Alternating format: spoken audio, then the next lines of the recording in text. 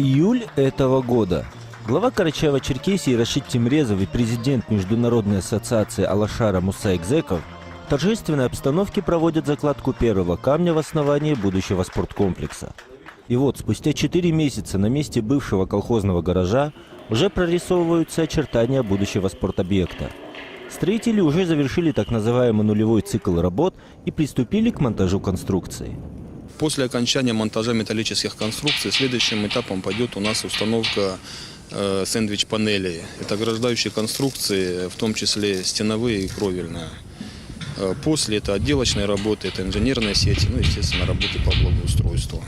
Вообще, этот проект – яркий пример государственно-частного партнерства, когда бизнес и власть объединились ради решения общей задачи.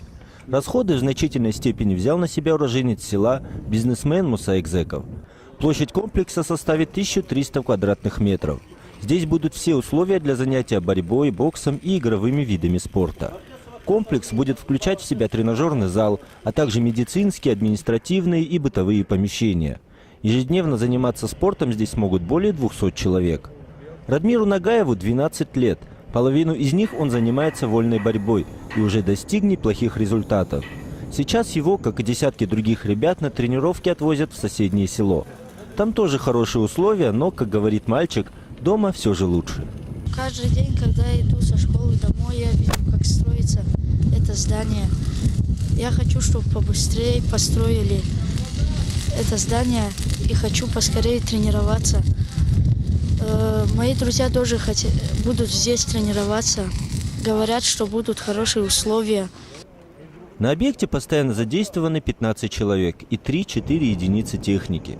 Строители говорят, что больше и не надо. Все рабочие – жители Красного Востока, а потому и работают с утроенной энергией на благо родного села. Работается легко. Что говорить? Только радость на лице. Это вдохновляет, что есть работа у нас в Красном Востоке. И мы делаем с пользой свою работу. Мы строим дворец спорта для своих детей, для своего будущего.